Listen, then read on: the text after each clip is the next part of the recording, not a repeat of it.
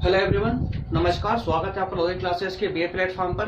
दोस्तों, BA third year के अंतर्गत हम इकोनॉमिक्स का अध्ययन कर रहे थे और इसके अंतर्गत दोस्तों हमारा लास्ट टॉपिक ही जो हुआ था वो विकासशील और अल्प विकसित देशों की विशेषताओं के बारे में हमने चर्चा की थी।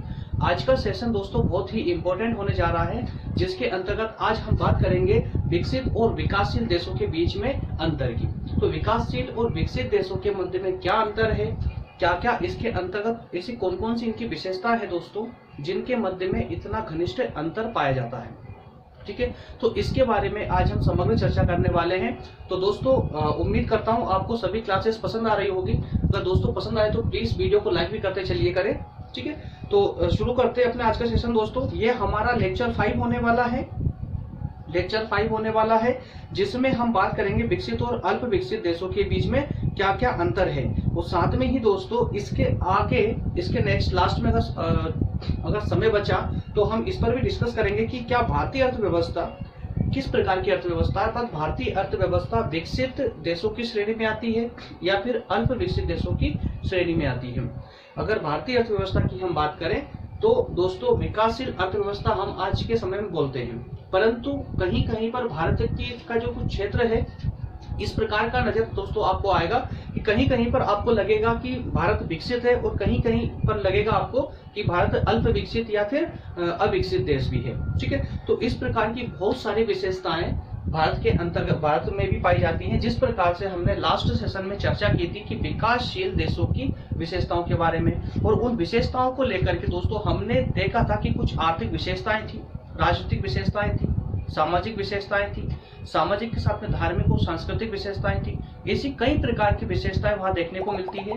तो दोस्तों बस ध्यान ये देना है कि क्या जिस प्रकार की विशेषताएं अल्प विकसित देशों में देखने को मिल रही है, क्या हूबहू सभी विशेषताएं भारत में भी पाई जाती है या फिर कुछ विशेषताएं भारत में पाई जाती है। जैसे ये हो सकता है कि कुछ विशेषताएं अल्प विकसित देशों की भारत में पाई जा सकती है और कुछ विशेषताएं ऐसी है जो विकसित देशों में पाई जाती है, वो भी भारत में मौजूद हो। ठीक है, तो दोस्तों इस प्रकार से हम भारत का भी डिटेल में अध्ययन करने वाले हैं। अगर हमारे पास में अगर समय बचता है आज, तो हम आज ही उस भारत की अर्थव्यवस्था से संबंधित बात भी कर लेंगे, है ना। अन्यथा हमें विकसित और अल्प विकसित देशों के अंतर पे तो आज डिस्कस करना है, जिसे हम पूरा कोशिश करेंगे, पूरा प्रयास करेंगे कि इसको हम बहुत ही अच्छे से पूरे डिटेल में इसे समझ ले। तो दोस्तों समय को बर्बाद ना करते हुए बढ़ते अपने सेशन में। ओके, तो इस प्रकार से मैंने दोस्तों आपके एक टेबल अरेंज की है, जिसमें एक तरफ विकसित देश है और एक तरफ विकासशील देश है। ऐसी कौन कौन सी विशेषताएं हैं, ऐसी कौन कौन सी बातें हैं जो विकासशील देशों में पाई जाती है और विकसित देशों में नहीं, और ऐसी कौन सी बातें हैं जो विकसित देशों में पाई जाती है और विकासशील देशों में नहीं। ठीक है, तो इसकी दोस्तों हमें लगभग यहाँ पर 10 से 15 पॉइंट है दोस्तों हमारे पास में, और 15 पॉइंटों में हम पर्याप्त तरीके से समझ लेंगे कि क्या विकसित देश होते हैं और क्या विकासशील देश होते हैं। इनकी अवधारणा भी हमें कहीं ना कहीं समझ आने लगेगी और साथ ही साथ में इन दोनों के बीच में अंतर भी हमें समझ आ जाएगा। दोस्तों अंतर करना भी इसलिए आवश्यक हो जाता है कि जब हम विकसित और विकासशील दोनों देशों का जब अंतर का जब अध्ययन करेंगे, तो इस अंतर के तहत ही हमें उसके गुण और दोषों का मालूम चल जाता है कि विकासशील देशों में ऐसे कौन से गुण हैं और कौन से दोष हैं जो नहीं होना चाहिए। ठीक है, और कौन से विकसित देशों में कौन कौन से गुण पाए जाते हैं जिस कारण से वो विकसित है। तो इस प्रकार की बहुत सारी दोस्तों कुछ उनकी व्याख्या भी हमें यहाँ से करने के लिए कुछ शब्द मिल जाते हैं, साथ में परिभाषा देने के लिए भी कुछ शब्द मिल जाते हैं।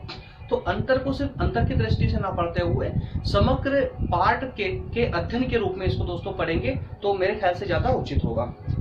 ठीक है, शुरू करते। पहला पॉइंट है इसके अंतर्गत कि औद्योगिक प्रधानता। विकसित देशों के अंदर दोस्तों एक पॉइंट दिख रहा है आपको, औद्योगिक प्रधानता। अब जरा इस पे ध्यान गौर कीजिए।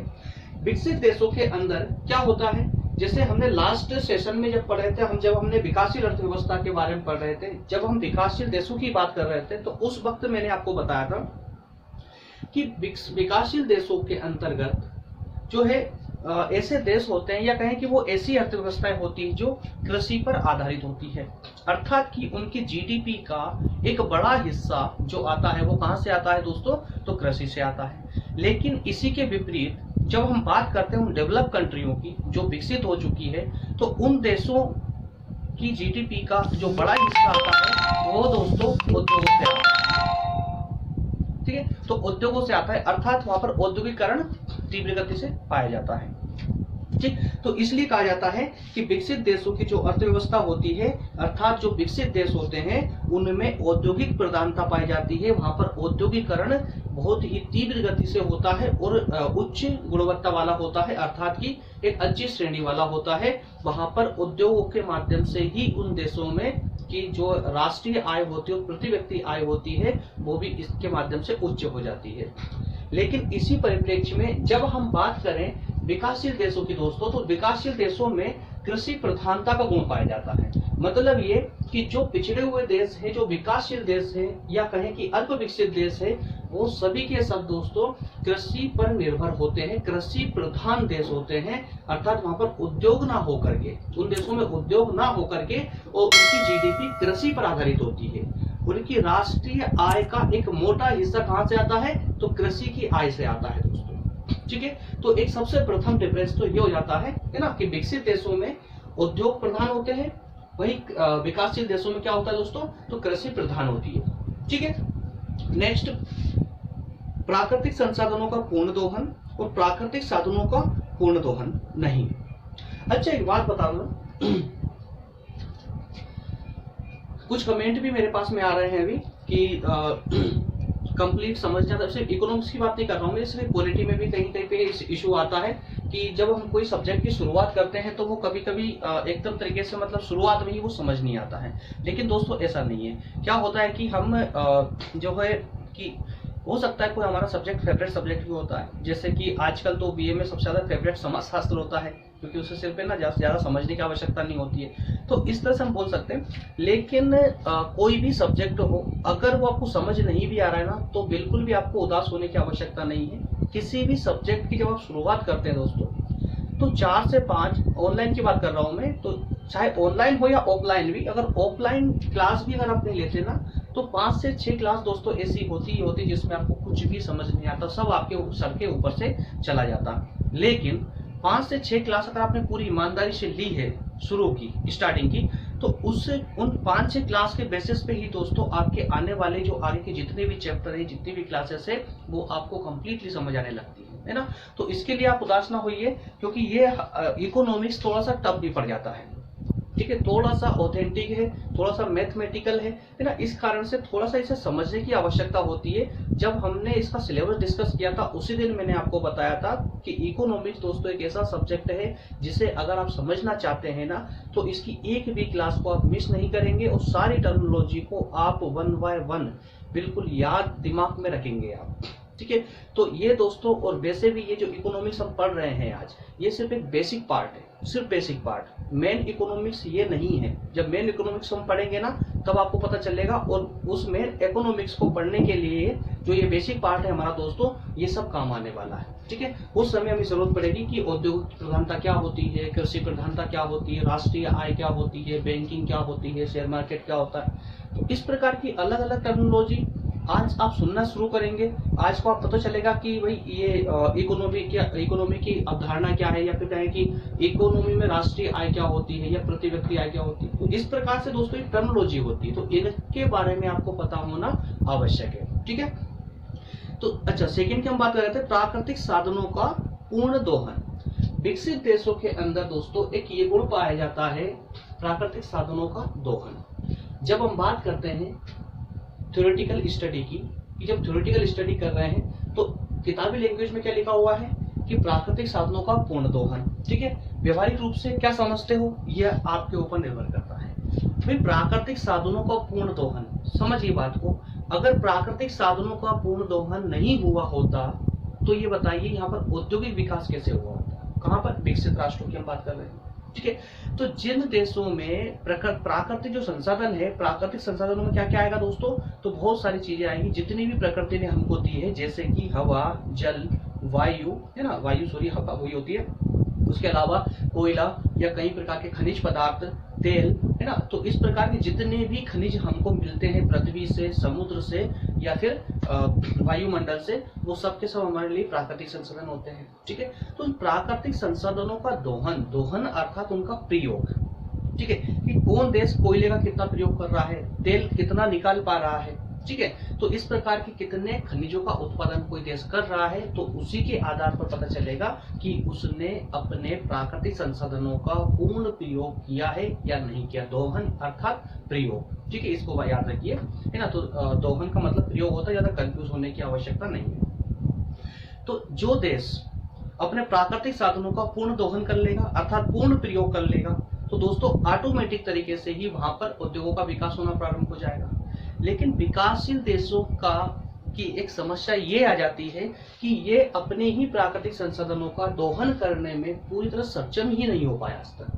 मतलब किस प्रकार से खुदाई करके कोयला निकालना है, किस प्रकार से हमें तेल निकालना है, या कहे कि कई प्रकार की वह समस्या होने के कारण से वो अपने प्राकृतिक संसाधनों का उपयोग नहीं कर पाते हैं। और जब वो उनका उपयोग नहीं कर पाते हैं तो क्या करते हैं, फिर वो कृषि, अपने जीवन यापन करने के लिए कृषि पर ही निर्भर रहते हैं। तो वहाँ की एक बड़ी जनसंख्या दोस्तों कृषि पर ही निर्भर रहती है। ठीक है, तो कृषि के द्वारा जो वस्तु उत्पन्न होती है, जो प्रोडक्ट उत्पन्न होता है, उसको ही विदेशी मार्केट में बेच करके और अपनी अन्य आवश्यकताओं की पूर्ति वहां से कर ली जाती है। ठीक है, जिस तरह से मान लीजिए कि कोई ऐसा देश है जिसके पास में तेल नहीं है, ठीक है, अब तेल भी, उसको तेल तो चाहिए अर्थात पेट्रोल, डीजल, खाने के लिए ऑयल, तो ये सब चीजें चाहिए उसको, है ना। पेट्रोल डीजल तो एटलीस्ट लगेगा, है ना। और खाने के ऑयल के लिए तो वो खाद्यान्न के द्वारा भी वो कर सकता है, तिलहन के माध्यम से भी तेल उत्पादन कर सकता है। परंतु अगर पेट्रोल डीजल की उसको आवश्यकता है जो उसके देश में नहीं होती है, तो क्या करेगा वो, तो जो उसके प्राकृतिक खाद्यान्न है, सॉरी जो कृषि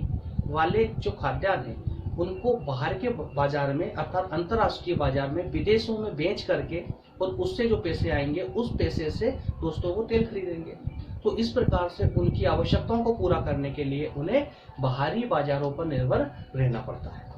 ठीक है, तो दोस्तों ये बात और ध्यान रखिए कि मैं स्टार्टिंग के जो 5 पॉइंट है दोस्तों, जो आपको यहाँ पर दिख रहे हैं डिस्प्ले पर, ये 5 पॉइंट मैं आपको डिटेल में बताऊंगा। उसके बाद हम थोड़ी सी स्पीड पकड़ लेंगे, क्योंकि यहाँ पर आप अगर ये 5 पॉइंट समझ गए तो लगभग मैं सभी को एक साथ लेकर आ रहा हूँ। जो 15 पॉइंटों में जो हम बात करने वाले हैं, लगभग यहीं पर ही कंप्लीट बात हो जाएगी, थोड़ी बहुत बचेगी, वो आगे स्लाइड में हम करते रहेंगे। ठीक है, इसलिए ये देखकर का थोड़ा कंफ्यूज मत होइएगा कि मैं इतना टाइम ले रहा हूँ, प्लीज स्लाइड में ही 15 पॉइंट की हम बात करेंगे, जिसमें लेक्चर हमारा वही 30 मिनट समथिंग ही होगा, है ना। ओके, तो इसी प्रकार से अल्प विकसित जब देशों की बात करते हैं दोस्तों, तो ये अपने प्राकृतिक साधनों का पूर्ण दोहन नहीं कर पाते हैं। इस कारण से ये पिछड़े हुए होते हैं और इसी कारण से ये कृषि पर निर्भर होते हैं या फिर बाहरी देशों की अर्थव्यवस्थाओं पर निर्भर होते हैं। ठीक है, नेक्स्ट है अत्यधिक प्रति व्यक्ति आय। सीधी सी बात है यार, प्राकृतिक साधनों का पूर्ण दोहन करेंगे तो उद्योगों का विकास होगा, और जब उद्योगों का विकास होगा तो क्या होगा, लोगों का रोजगार बढ़ेगा, और जब रोजगार बढ़ेगा तो प्रति व्यक्ति आय तो बढ़ेगी ना। प्रति व्यक्ति आय तो सब समझते हैं ना, उसके बारे में बताने की जरूरत नहीं है। प्रति व्यक्ति आय सब समझते हैं, अगर किसी को नहीं आती है तो कमेंट में बिल्कुल कर सकते हैं, मैं बिल्कुल बताऊंगा। ओके, तो प्रति व्यक्ति आय दोस्तों, अगर रोजगार होगा तो प्रति व्यक्ति आय भी उसकी अच्छी होगी, और जब किसी देश की प्रति व्यक्ति आय अच्छी होती है ना, तो प्रति व्यक्ति आय से ही तो दोस्तों राष्ट्रीय आय बनती है। ठीक है, तो राष्ट्रीय आय भी प्रति व्यक्ति आय पर ही कहीं ना कहीं निर्भर करती है।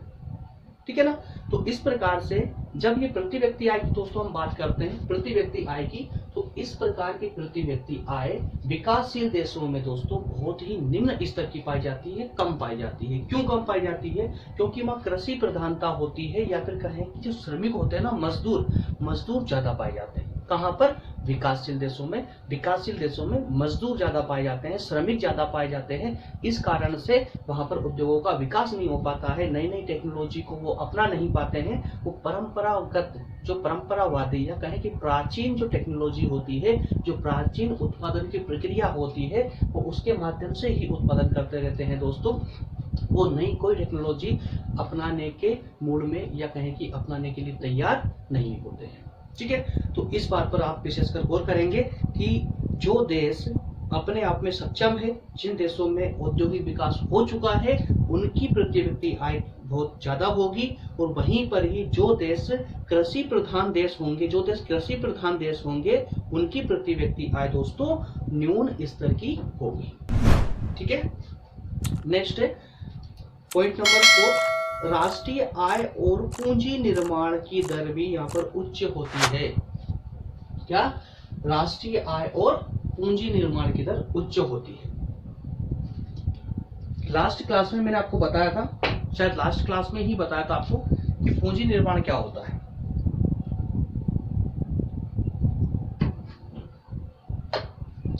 लास्ट क्लास में हमने डिस्कस किया था पूंजी निर्माण क्या होता है ना। पूंजी निर्माण क्या होता है कि जब जनता के पास में अतिरिक्त आय होती है, एक्स्ट्रा आय होती है जनता के पास, तो उस एक्स्ट्रा आय को जनता क्या करेगी, पब्लिक क्या करेगी। भाई मान लीजिए कि हमारा जो मंथली खर्च है, सपोज मान लो 10,000 है, 10,000 में हमारा मंथली खर्च कंप्लीट हो जाता है। ठीक है, और हमारी सैलरी जो है वो लगभग 12,000 रुपए है। हम गैस कर लेते हैं, मान लेते हैं किसी की सैलरी 20 भी हो सकती है, 30 भी हो सकती है, मैं ऐसा नहीं बोल रहा हूँ, सिर्फ मान रहे हैं हम कि सपोज कि हमारी सैलरी कितनी है 12,000 रुपए, और हमारा खर्च कितना है दोस्तों 10,000 रुपए। ठीक है, तो आज हम जो सेव करने का प्रयास करेंगे, कितना सेव कर पाएंगे हम, सिर्फ 2,000 रुपए सेव करेंगे। तो उस 2,000 रुपए जो हम सेव कर रहे हैं, उस 2,000 रुपए को क्या आप बैंक में जमा करने जाएंगे?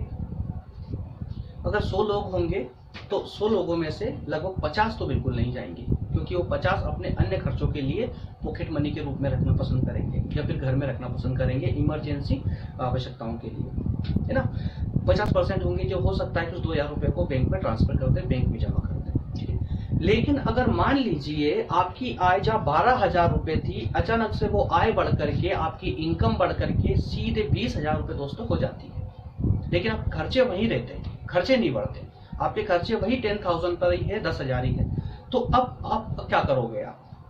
आपके पास में 20,000 रुपए पर मंथ आ रहे हैं, तो उसमें 10,000 रुपए आप अपने खर्चों का काट दोगे, बचे हुए 10,000 रुपए हैं दोस्तों, 10,000 को आप पॉकेट मनी के रूप में रखना पसंद नहीं करोगे, तो कहीं ना कहीं आप बैंक में जाकर के डिपॉजिट करोगे ही करोगे। ठीक है, तो दोस्तों ये जो गैप होता है ना, इनकम और एक्सपेंस का, आय और व्यय का जो ये गैप होता है, इसी गैप के कारण ही दोस्तों, यहाँ पर इसी गैप के कारण ही जो है पूंजी निर्माण पर प्रभाव पड़ता है। अब पूंजी निर्माण करता कौन है? बैंकें करती है। भाई जब आपके पास में एक्स्ट्रा जो 10,000 रुपए बच रहे हैं, वो आप जाकर बैंकों में जमा करोगे। तो इस प्रकार से मान लीजिए 10 लोगों ने इस प्रकार 10,000 रुपए वहां बैंक में जमा किए, तो बैंक के पास तो 1 लाख रुपए हो जाते हैं। ठीक है, अब बैंक के पास में कैसी पूंजी आ चुकी है 1 लाख रुपए की, जिसे वो किसी अन्य को दे करके वहां से दोस्तों ब्याज ले सकता है। ठीक है, वहां से वो अपनी आय को सर्जित करेगा। ठीक है, अब सोचिए जरा कि 10 लोगों ने 10,000 रुपए जमा किए हैं, तो बैंक को ये अच्छी तरह पता है कि जिस प्रकार से 10 लोगों ने यहाँ पर 10,000 रुपए जमा किए हैं, एक साथ 10 ही लोग या 10 ही व्यक्ति पैसा निकालने के लिए नहीं आएंगे, उनके बीच में डिफरेंस जरूर होगा। तो उसी डिफरेंस का फायदा उठाकर ही बैंक क्या करती है, उसका 20% या 30% जो उसको उचित लगता है उतना पैसा बैंक में सेव रख लेती है, बाकी पैसे को बाहर लोन के रूप में दे देती है या कहीं और इन्वेस्टमेंट के रूप में दे देती है, और उस इन्वेस्टमेंट से दोस्तों उसको ब्याज के रूप में आय प्राप्त होती है। तो जो ब्याज के रूप में आय प्राप्त हो रही है, बैंक ने मध्यस्थता के रूप में जो पैसा कमाया है, जो इनकम की है, उसी इनकम को दोस्तों यहाँ पर पूंजी निर्माण बोला गया है। ठीक है, ये होता है पूंजी निर्माण, है ना। तो जो विकसित देश होते हैं, यहाँ पर ये जो व्यक्ति होते हैं उनमें बैंकिंग हैबिट पाई जाती है दोस्तों। उनके पास जितना भी ट्रांजैक्शन होता है, मंथली कहें या ईयरली कहें या पर डे वाला जो भी ट्रांजैक्शन होता है, वो सब का सब बैंकों के माध्यम से वो लोग करते हैं, है ना। तो जब बैंकों के माध्यम से दोस्तों करेंगे तो उनका सारा पैसा बैंकों में जमा होता है, और बैंकों में जमा होने से बैंकें पूंजी निर्माण करने में ज्यादा सहूलियत महसूस करती है। और जब बैंकें ज्यादा पूंजी निर्माण करेगी दोस्तों, तो ज्यादा पूंजी निर्माण होगा तो क्या होगा कि बैंकें ज्यादा लोन उद्योगों को प्रोवाइड कर पाएगी, और जब उद्योगों को ज्यादा लोन प्रोवाइड होंगे तो उन उद्योगों का आकार बढ़ेगा, और आकार बढ़ने से उनकी आय भी बढ़ेगी। किसकी? उद्योगों की आय भी बढ़ेगी। और जब उद्योगों की आय बढ़ेगी दोस्तों, तो उनका टैक्स देना की जो क्षमता है वो भी तो बढ़ेगी। इस प्रकार से सरकार के पास और ज्यादा टैक्स आने लगेगा, और जब ज्यादा टैक्स आएगा दोस्तों तो ऑटोमेटिक ही राष्ट्रीय आय का निर्माण होगा, और राष्ट्रीय आय और बढ़ेगी। ठीक है, तो इस प्रकार से विकसित देशों में राष्ट्रीय आय और पूंजी निर्माण के तत्व पाए जाते हैं, पूंजी निर्माण जो है यहाँ पर सफिशिएंट तरीके से होता है। ठीक है, लेकिन इसी बात की जब हम विकासशील देशों के अंतर्गत चर्चा करते हैं तो राष्ट्रीय आय और पूंजी निर्माण की दोस्तों यहाँ पर निम्न दर पाई जाती है। क्यों पाई जाती है? क्योंकि खर्चा हमारा 10,000 रुपए है और आय भी हमारी 10,000 रुपए ही है। जब हम विकासशील देशों की बात करते हैं दोस्तों, तो खर्चा वो खर्चा नहीं, कंप्लीट खर्चा नहीं है। खर्चे को हम तोड़ मरोड़ के बिल्कुल नीचे लाने के बाद हम बात करते हैं कि हमारा खर्चा 10,000 रुपये है, क्योंकि हम बहुत अपनी भावनाओं पर प्रतिबंध लगाने के बाद ही बात जो खर्चा करते हैं दोस्तों, एक्चुअल में हमारी इनकम उतनी ही होती है। और आज भी ऐसी स्थिति होती है कि मंथ के एंड तक जाते जाते, जो जॉब करते हैं उनकी बता रहा हूं मैं, कि मंथ के एंड तक जाते जाते दोस्तों उनकी पॉकेट खाली हो जाती है। ठीक है, तो इस प्रकार की समस्याएं होती है विकासशील देशों में। तो मैं उम्मीद करता हूं दोस्तों आप भली भांति प्रकार से समझ पा रहे होंगे कि विकसित देशों में और विकासशील देशों में अंतर क्या एक्चुअली पाया जाता है। अगर नहीं समझ आ रहा हो तो मुझे प्लीज कमेंट जरूर करिए। पर मेरे ख्याल से तो दोस्तों उसको इतना पूरा मैंने खोल दिया आपके सामने और इतना इजी वे में मैं आपको बता रहा हूं ना कि शायद इकोनॉमिक्स को कोई इतना इजी वे में बता पाए। एकदम सिंपल रूप से मैं आपको समझाने का प्रयास कर रहा हूँ, बिल्कुल अलग तरीके, जिस प्रकार से मैं राजनीति विज्ञान को आपके सामने एकदम पूरा खोल के रख देता हूँ तो आपको पूरा समझ आता है, उसी प्रकार से मैं अर्थशास्त्र को अर्थशास्त्र के रूप में नहीं पढ़ा रहा हूँ दोस्तों। उसको अन्य अध्ययनों के साथ जोड़ करके अन्य स्टडी होती है, जैसे कि मान लीजिए हम राजनीति विज्ञान या समाज शास्त्र कहें या कुछ भी भूगोल या इतिहास मान लीजिए आप, जिस प्रकार से हम उनका अध्ययन करते हैं ना, उसी प्रकार से मैं इसको समझने का प्रयास कर रहा हूँ। मैं अर्थशास्त्र के जो डेटा बेसिस पे जो कंसेप्ट होते हैं ना, मैं उनकी बात ही नहीं कर रहा हूँ यहाँ। ठीक है, अगर पहले आपकी ये टर्मिनोलॉजी कंप्लीट हो जाती है कि राष्ट्रीय आय एक्चुअल में क्या होती है, कहाँ से आती है, किस प्रकार से बनती है, ये सब हम आगे बात करने वाले वैसे, है ना। तो इन सब के बारे में जब आपको डिटेल में पता होगा तो आपको कंफ्यूजन कहीं से कहीं तक क्रिएट होगी ही नहीं। ठीक है, चलिए आगे बढ़ते हैं। नेक्स्ट पॉइंट 5, संपत्ति व आय वितरण में समानता। दोस्तों शायद अब इसको तो आप बहुत अच्छे से समझ चुके होंगे कि आय वितरण क्या होता है, आय वितरण की समानता क्या होती है और आय वितरण में असमानता क्या होती है, पॉजिटिव नेगेटिव। आय वितरण में समानता क्या होती है दोस्तों, आपको भली भांति प्रकार से पता है, क्योंकि हम शुरू से लेकर के अभी तक जितने भी हमारी क्लासेस हुई है इकोनॉमिक्स की, सभी इकोनॉमिक की क्लासेस में मैंने ये पॉइंट जरूर रखा आपके सामने कि आय समानता क्या होती है या आय का जो समान वितरण होता है वो क्या होता है। एक बार और सुन लीजिए, जिससे आपका रिवीजन भी हो जाएगा और जो नए दोस्त हैं उनको समझ भी आ जाएगा कि आय की असमान वितरण या समान वितरण क्या होता है। आय का असमान वितरण या समान वितरण का मतलब इसके शब्दों पे ना जाते हुए इसका व्यवहारिक रूप से समझने का अगर आप प्रयास करेंगे तो आप जीवन में कभी इस टर्मिनोलॉजी को नहीं भूलेंगे, ये मेरा वादा है। समझिए इस बात को दोस्तों। आय का असमान वितरण या कहें कि हम समान वितरण की बात कर लेते हैं। कुछ देश ऐसे होते हैं जो विकसित देश होते हैं, जो डेवलप कंट्रियां होती है, वहां पर क्या होता है दोस्तों कि लगभग सभी लोगों की इनकम अर्थात जो आय होती है ना, वो लगभग समान ही होती है, एक जैसी होती है। मतलब वहाँ गरीबी का स्तर बहुत ही कम मात्रा में पाया जाता है, गरीब लोग बहुत कम पाए जाते हैं। चाहे वो इंडस्ट्रियल हो, चाहे वो कोई सर्विस में हो, चाहे वो गवर्नमेंट सर्विस में हो, किसी भी प्रकार का वो कार्य करें, चाहे वो श्रमिक ही क्यों ना हो, उनके बीच में अर्थात कि एक श्रमिक और एक उद्योगपति, उन दोनों के बीच में दोस्तों ज्यादा गैप नहीं होता है। ज्यादा गैप क्यों नहीं होता है? वो इस प्रकार से अपने गैप को बांटते हैं। अगर उद्योगपति होगा दोस्तों तो उसके खर्चे भी उतने ही अधिक होंगे, उसी प्रकार से श्रमिक होगा, श्रमिक के खर्चे उतने ही कम होंगे। ठीक है, तो इस प्रकार से क्या होता है वहां पर, और कि उनके बीच में जो आय की असमानता होती है दोस्तों। आय की असमानता का एक सिंपल सा आप इस प्रकार समझ सकते हैं कि मान लीजिए कि दोस्तों हम उद्योगों की बात करें, उद्योगों के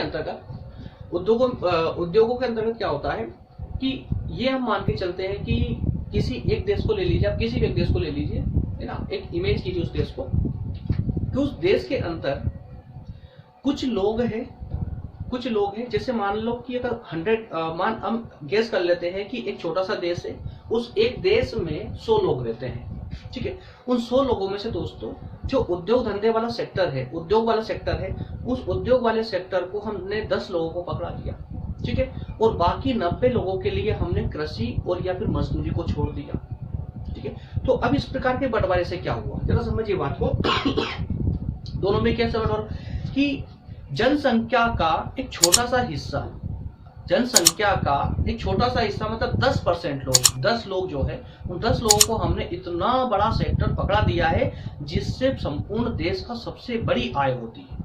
कितने, मुट्ठी भर लोगों को, अर्थात 10 लोगों को पकड़ा दिया, और बाकी उस देश की जो एक बृहद जनसंख्या है, एक बड़ी जनसंख्या है, उसको हमने मरने के लिए छोड़ दिया है ना, कि भैया जाइए अपना जीवन यापन जिसे भी हो आप कृषि के माध्यम से कीजिए या मजदूरी करके कीजिए, ठीक है।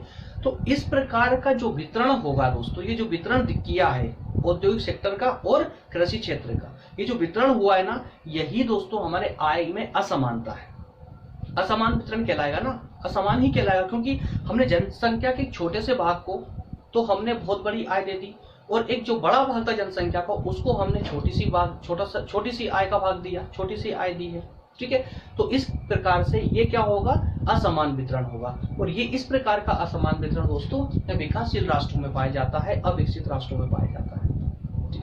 जब हम बात करते हैं विकसित देशों की दोस्तों, तो विकसित देशों में इस प्रकार का असमान वितरण नहीं पाया जाता, क्योंकि यहाँ पर जो भी अधिकार होते हैं, जो औद्योगिक क्षेत्र होते हैं दोस्तों, वो लगभग ये मान लीजिए कि 90% लोगों के हाथों में उद्योग क्षेत्र होते हैं, 10% जो बचते हैं वो अन्य हिस्सों की, अन्य कार्यों के लिए बचते हैं, ठीक है। इस प्रकार से यहाँ पर आय का असमान वितरण विकसित देशों में नहीं पाया जाता, बल्कि विकासशील देशों में आय का असमान वितरण दोस्तों पाया जाता है। जैसे अगर आप इंडिया की भी दोस्तों बात करेंगे तो इंडिया में भी कुछ इसी प्रकार की स्थिति है कि आज भी हमारे जनसंख्या का दोस्तों विश्व में दूसरे नंबर पे आते हैं हम जनसंख्या के मामले में। 125 करोड़ से ज्यादा जनसंख्या हमारे देश में हो चुकी है, चीन के बाद हमारा ही नंबर आता है। अब इस परिप्रेक्ष्य में अगर हम दोस्तों बात करें तो हमारी जनसंख्या का 70%, सोचिए 70% कितनी होती है दोस्तों, तो 70% जो जनसंख्या है वो आज भी कृषि पर निर्भर है। कृषि पर निर्भर होने वाली 70% जनसंख्या है दोस्तों, उसमें से कुछ जनसंख्या मजदूरी वर्ग में चली जाती है, मात्र कुछ ही जनसंख्या ऐसी है, एक मुट्ठी भर जनसंख्या है दोस्तों जिसके पूरे हाथ में उद्योगों का क्षेत्र समाहित है, जो सिर्फ उद्योग करते हैं, जो बड़े बड़े लोग हैं, अमीर लोग हैं, करोड़पति, अरबपति, खरबपति है, वो कुछ ही लोग हैं दोस्तों। तो इस प्रकार से हमारे देश में पूंजी का जो एकत्रीकरण है ना, कुछ लोगों के द्वारा कर लिया गया है। इसी कारण से हमारे यहाँ पर गरीबी पूरी तरह से व्याप्त हो चुकी है, और गरीबी को इतना आसानी से खत्म नहीं किया जा सकता। क्यों? क्योंकि हमारे यहाँ पर आय की जो वितरण है दोस्तों, वो समान नहीं है विकसित देशों की तरह, बल्कि असमान वितरण है अल्प विकसित या अविकसित देशों की तरह। इस कारण से एक परिप्रेक्ष्य में हम कह सकते हैं कि भारत अविकसित देशों की श्रेणी में आता है। इस पॉइंट को लेकर के हम बिल्कुल कह सकते हैं कि भारत अविकसित देशों या अल्प विकसित देशों की श्रेणी में आता है, ठीक है। ओके, नेक्स्ट स्लाइड पे पहुंचते हैं दोस्तों। नेक्स्ट है निम्न जन्म व मृत्यु दर। एक थोड़ा टाइम देख लेते हैं कितना हो गया।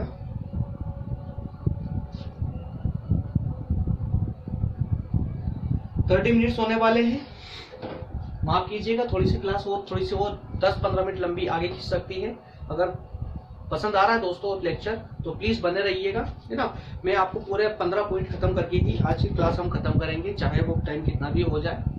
मैं बना हूँ, प्लीज आप भी बने रहिए और देखते रहिए इसको और समझने का प्रयास कीजिए।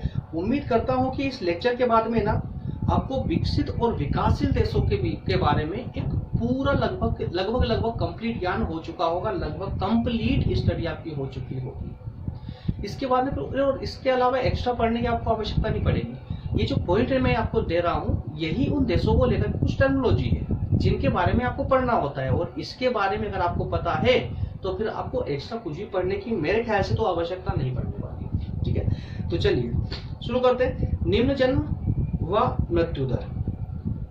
दोस्तों विकसित देशों में क्या होता है, निम्न जन्म और मृत्यु दर। अब समझिए जरा, किसी देश के पिछड़ेपन का एक कारण दोस्तों जनसंख्या भी होती है। किसी देश में जनसंख्या का जो जन्म दर होता है ना, जनसंख्या दर जो होती है, जन्म दर जो होता है वो अत्यधिक होता है, जैसे कि भारत या चीन में, है ना। और कुछ देश ऐसे भी होते हैं जो जनसंख्या बढ़ाने के लिए दोस्तों पुरस्कार देते हैं। जैसे कि अगर हम इंडिया की बात करें तो यहाँ पर 2 बच्चों को महत्व दिया जाता है। चीन की अगर बात करें तो दोस्तों अगर दूसरा बच्चा आपने पैदा किया है तो उस पर आपको टैक्स देना पड़ेगा। ठीक है। वहीं पर अगर आप रूस की बात करेंगे तो रूस दोस्तों जितने अधिक बच्चे होंगे आपको अवार्ड दिया जाएगा, आपको राष्ट्रीय स्तर पर सम्मानित किया जाएगा। तो इस बात से आप बिल्कुल भी ये ना सोच के चलें कि जनसंख्या वृद्धि हर जगह के लिए अभिशाप है। हर जगह के लिए अभिशाप नहीं है दोस्तों। जनसंख्या वृद्धि दर जो हमने डिसाइड की है उतनी अगर रहती है तो बहुत अच्छी बात है, लेकिन उससे ऊपर या नीचे जाती है ना तो बहुत ही भयानक स्थिति उत्पन्न हो सकती है किसी भी देश के लिए, ठीक है। तो जिस प्रकार से जिस स्थिति से अभी रूस गुजर रहा है, जहाँ जनसंख्या बहुत निम्न दर से दोस्तों कम होती जा रही है, जिस प्रकार से हमारे जनसंख्या दिनों दिन बढ़ती जा रही है, दिनों दिन तो क्या हर सेकंड बढ़ती जा रही है, लेकिन रूस की अगर बात करें तो दोस्तों वहां पर जनसंख्या गिरती जा रही है, कम होती जा रही है। और इसी बात से लेकर के पूरा रूस परेशान है और इस कारण से जनसंख्या बढ़ने पर वहां पर वो अवार्ड दिया जाता है, ठीक है। तो जब हम दोस्तों इनकी बात करते हैं तो देखिए विकासशील देशों विकसित देशों में क्या होता है कि उनके पास में कुछ ऐसी योजनाएं होती है, ऐसी टेक्नोलॉजी होती है कि इसके कारण वो जन्म दर जो जन्म दर होती है दोस्तों उसको भी डिसाइड कर पाते हैं, उसको भी नियंत्रित कर पाते हैं, और साथ ही साथ मृत्यु दर को भी नियंत्रित कर पाते हैं वो देश।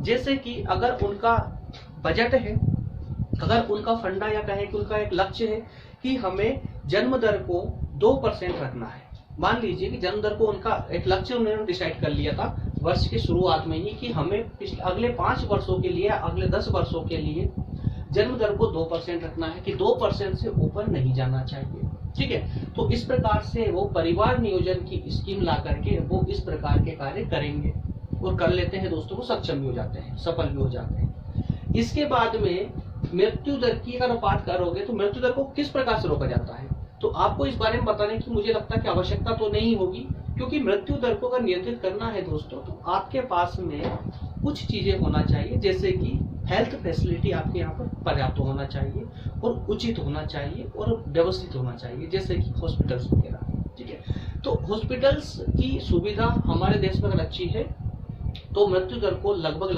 हम उसको नियंत्रित कर सकते हैं। इसके अलावा दोस्तों कुछ और भी चीजें होती है, जैसे कि खाद्यान्न, कि व्यक्ति तक जो गरीब तबके के लोग हैं उनके पास खाद्यान्न किस प्रकार का पहुंच पा रहा है, क्या उनको उस प्रकार के न्यूट्रिशंस मिल पा रहे हैं, क्या उनको उस प्रकार का प्रोटीन मिल पा रहा है जितना एक व्यक्ति को स्वस्थ रहने के लिए मिलना चाहिए, है ना। तो इस प्रकार की योजना ये देश लेकर आते हैं और इसी कारण से दोस्तों यहाँ पर जन्म दर भी निम्न होती है और मृत्यु दर भी निम्न होती है। इस कारण से यहाँ की जनता सुखी अनुभव करती है, अपने आप को एक स्वस्थ अनुभव भी करती है, ठीक है। लेकिन जब बात करते हैं हम अल्प विकसित देशों की दोस्तों, तो यहाँ अल्प विकसित देशों में जिस प्रकार से जन्म दर उच्च होती है, जनसंख्या वृद्धि पता ही नहीं कब बढ़ जाती है, रातों रात शाम को सोते हैं कि 100 लोग थे, सुबह उठ के देखते हैं तो भाई 110 हो गए, पता भी नहीं चलता। तो इस प्रकार की स्थिति विकासशील देशों में ही दोस्तों पाई जाती है। लेकिन जहाँ पर 10 रातों रात पैदा हो रहे हैं ना, वहां पर जो जिन बच्चों को नहीं मरना चाहिए, मैं बुजुर्गों की बात नहीं कर रहा हूँ दोस्तों, यहाँ पर बुजुर्ग तो चलो ठीक है, परंतु जिन बच्चों जो बच्चे पैदा होते ही, जो जन्म लेते ही, जन्म होने के कुछ बच्चे ऐसे होते हैं, कुछ शिशु ऐसे होते हैं जो 1 या 2 घंटे के अंदर ही मृत्यु हो जाती है उनकी, ठीक है। या फिर कुछ शिशु ऐसे होते हैं जो कुपोषण के शिकार होने के कारण 1 या 2 साल बाद में उनकी मृत्यु। कम ग्रामीण जनसंख्या दोस्तों, जो विकसित देश होते हैं, जो विकसित राष्ट्र होते हैं, वहां पर औद्योगिक डेवलपमेंट होने के कारण वहां पर ग्रामीण जनसंख्या कम पाई जाती है। लगभग के जो गांव जो भी गांव होते हैं वो सबके सब कहीं ना कहीं नगरों में कन्वर्ट हो चुके होते हैं। लेकिन विकासशील देशों में दोस्तों आज भी ग्रामीण जनसंख्या का जो है अधिकता बनी हुई है, ठीक है। नेक्स्ट है नवीन उत्पादन तकनीकी। नई उत्पादन तकनीक होती है। यहाँ पर क्या होता है, विकसित देशों के अंतर्गत दोस्तों विकास करने के लिए जो टेक्नोलॉजी होती है ना, वो नई टेक्नोलॉजी के आधार पर वो विकास करते हैं। कोई भी जो विकसित देश होता है या विकसित अर्थव्यवस्था होती है, उसका विकास जो होता है दोस्तों वो कहीं ना कहीं जो नई टेक्नोलॉजी होती है ना उसी के कारण हो पाता है, ठीक है। लेकिन विकासशील देश या तो संकोच करते हैं नई टेक्नोलॉजी को अपनाने में, या तो संकोच करते हैं या फिर उसको अपनाने की उनकी क्षमता नहीं होती है। इस कारण से वो हमेशा पिछड़े हुए रहते हैं। और इसलिए क्या कहा जा सकता है कि तकनीकी शिक्षा की जो नवीन उत्पादन की तकनीक है दोस्तों आधुनिक देशों विकसित देशों के अंदर पाई जाती है, वही विकासशील देशों में वही परंपरावादी और प्राचीन तकनीक का प्रयोग प्रयोग ही करते हैं, जिस कारण से वो विकास के मार्ग से भटक जाते हैं, या कहें कि विकास तक के मार्ग से हमेशा दूर ही रहते हैं। ठीक है, नेक्स्ट है तकनीकी शिक्षा की प्रधानता। ये तो आप सभी समझते ही हैं कि विकसित देशों में तकनीकी शिक्षा की प्रधानता होती है। क्यों? क्योंकि वो नई नई टेक्नोलॉजी वहां पर आई होती है, नई नई टेक्नोलॉजी के कारण वहां पर उद्योगों का पर्याप्त विकास हो चुका है। इस कारण से वहां पर जो शिक्षा भी होती है दोस्तों, वो नई टेक्नोलॉजी पे आधारित होती है। लेकिन जब हम विकासशील देशों की बात करें या अल्प विकसित देशों की बात करें, तो वहां पर वही परंपरागत शिक्षा को ही प्रधानता दी जाती है। वहां पर इस प्रकार की नवीन टेक्नोलॉजी पर आधारित जो शिक्षा होती है दोस्तों, उसका हमेशा अभाव होता है। नेक्स्ट, उन्नत संचार व यातायात की सुविधा। आप भली भांति प्रकार से समझते हैं कि उन्नत संचार और यातायात क्या होता है।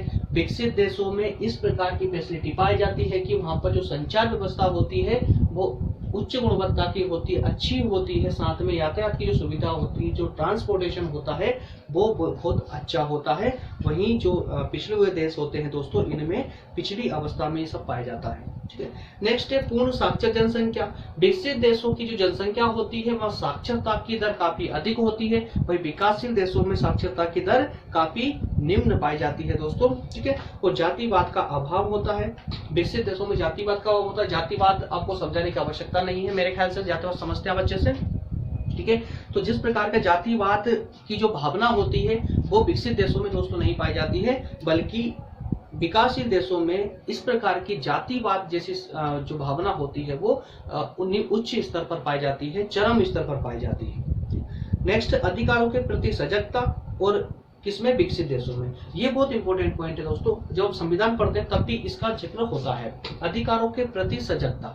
जनता वही साक्षर होती है, जनता वही सफल होती है, और लोकतंत्र भी, किसी भी देश का लोकतंत्र भी वही लोकतंत्र सफल होता है, या कहें कि किसी देश का आर्थिक विकास, जो हमने पिछली बार पढ़ा था, आर्थिक समृद्धि की नहीं, आर्थिक विकास, किसी देश का आर्थिक विकास भी वही संभव हो पाएगा या वही सफल हो पाएगा जिसकी जनता अपने अधिकारों के प्रति सजग हो, अर्थात अपने अधिकारों के प्रति पूर्ण रूप से उसको पता होना चाहिए कि उसके पास कौन कौन से अधिकार है।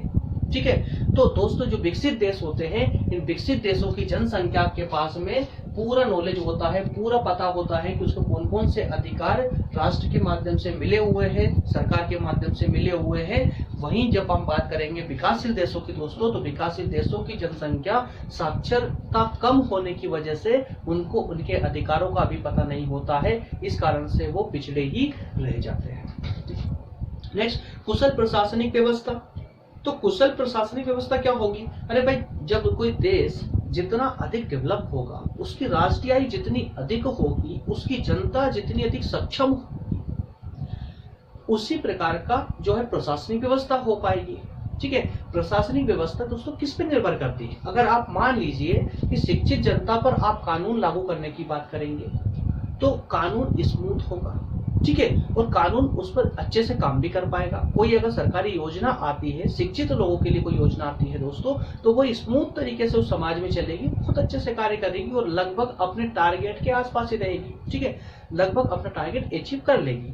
लेकिन जब वही योजना एक ऐसी जनसंख्या के लिए लाई जाए जो साक्षर नहीं है, पढ़ी लिखी नहीं है, ये कहें कि पूरी तरह से वो पिछड़ी हुई जनसंख्या है दोस्तों, तो उस योजना से इतनी उम्मीद नहीं की जाती है कि ये अपने लक्ष्य को बहुत जल्दी कवर कर पाएगी, पूर्ण कर पाएगी। ठीक है, तो इसी कारण कहा जा सकता है कि जो प्रशासनिक व्यवस्थाएं होती है, ये प्रशासनिक व्यवस्थाएं दोस्तों उन देशों में ज्यादा सफल होती है जिन देशों की जनसंख्या साक्षर होती है। ठीक है, लेकिन विकासशील देशों की जनसंख्या साक्षरता दर कम होने के कारण वहां पर जो है इस प्रकार की स्थिति, अर्थात प्रशासनिक व्यवस्था का संचालन कुशल तरीके से नहीं हो पाता है, पूर्ण तरीके से नहीं हो पाता है। ठीक है, नेक्स्ट, वित्तीय संगठन।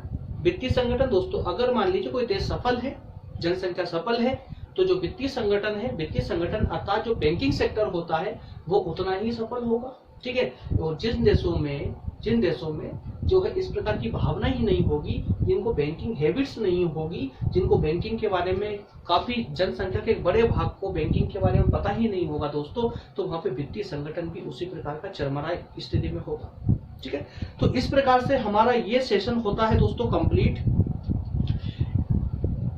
मुझे कमेंट करके बताइए कि इस सेशन में आपको क्या समझ नहीं आया। अगर बीच में जितना मैंने पढ़ाया है दोस्तों, 15 पॉइंट हमने डिस्कस किए हैं, 15 टर्मिनोलॉजी, मैं तो टर्मिनोलॉजी ही यूज शब्द इस्तेमाल करता हूं इसके लिए। जो भी 15 टर्मिनोलॉजी हमने इस्तेमाल की है, जिनका प्रयोग किया है, उसमें अगर कोई डाउट हो तो मुझे प्लीज बताइएगा कमेंट करके। तब तक के लिए धन्यवाद, मिलते हैं नेक्स्ट क्लास में। Thank you.